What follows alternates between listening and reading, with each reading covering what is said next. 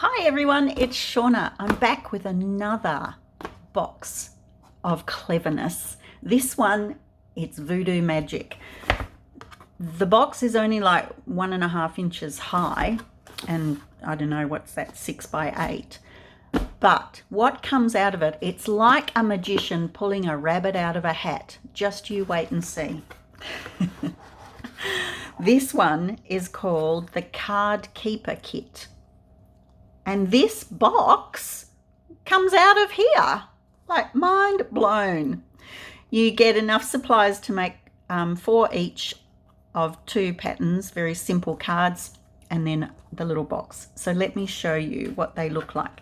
As always, everything you require to make the standard card, the simple version of the card, comes in the kit.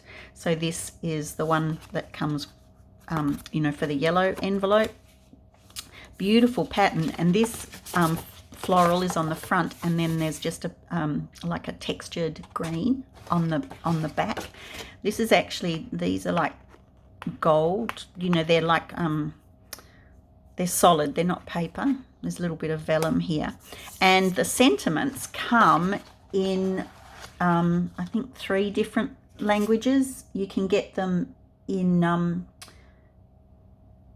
French,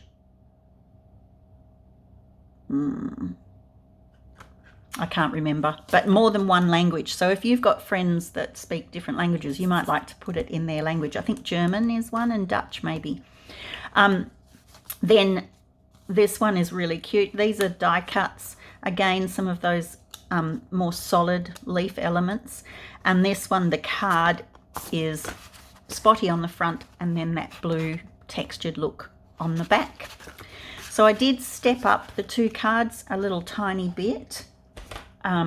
This one, I just used the deckled rectangle dies, pulled out the Night of Navy color from the background here, and then found some of my 6x6 papers that would pick up on the other colors in there, and by putting some paper behind it, it kind of emphasized the circle a little bit more than that. And then same with this one, but instead of double matting the rectangle, I wanted to keep more of the flowers, and I wanted to make this in landscape rather than portrait. So I just did 1 layer, and with a pen drew the little dots around it. So that was how I stepped up that one. And then this next one, same deal. I took the deckled rectangles and cut them out. I didn't want to go really big and cover most of this, so I cut both of them from the same size. And the patterned one, you'll see that it kind of steps in here, and that's hidden behind here. It's actually one that's the same size that I cut diagonally and spread it on there to bring in a bit of contrast. And then this one, rather than putting in a really big piece behind it, I just cut the smallest deckled rectangle. I stamped on the back of one of the little pieces that was floating on my desk. It was a little circle. It had something else on the back of it. Oh no, I know what this is. This comes from the ephemera kit, the title ephemera kits, that's right. And I thought the color matched really nicely, and the little sentiment. And then drew a line and some little squiggles to look like it was thread. So super easy way to step those up. And you've got enough to make 4 of each card in the kit. Then, and you get you can pick and choose the sentiments. So you've got best wishes, just because, thinking of you, and happy for you. So you can, based on your needs. But this is the box. Look at that.